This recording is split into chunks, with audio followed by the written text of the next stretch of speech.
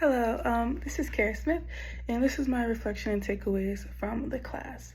And two things that I will 100% take with me into the world and how I view violence is how redemptive violence just doesn't work. And oftentimes you see, if somebody hits you, you hit them back. And you always see in history and wars, one thing happened and you hit them 10 times harder. That's just how it works. But reading it showed that it doesn't have to be how it works, especially when looking at the snail bottle. It doesn't have to be how it works, and it can work differently and successfully. And when engaging with my peers and with fellow students, it was hard to combat my thoughts about redemptive violence because I genuinely did believe in it, and I genuinely did think that it was an option that was justified. And if I critically thought about it, I thought it was something that made sense.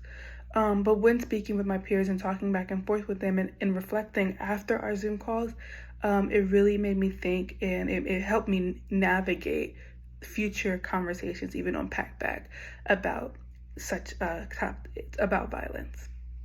And the second takeaway is how violence lies in your inaction as well.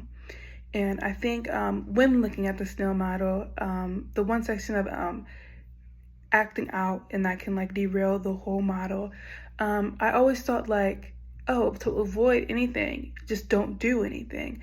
And I think even in Gao Tung's work, he doesn't specifically speak of passive violence, but even in his structural violence, the complicity in just watching violence happen and not doing anything and being okay in your inaction is violence in and of itself. So learning about redemptive violence and learning how it doesn't work, and also how violence lies in my inaction, both really will help me in the future with navigating with my peers and with the connections with them, especially in our Zoom calls when we had to talk about Wink's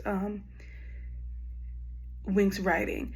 And so, yeah, I learned a lot this semester, and I really appreciate this class.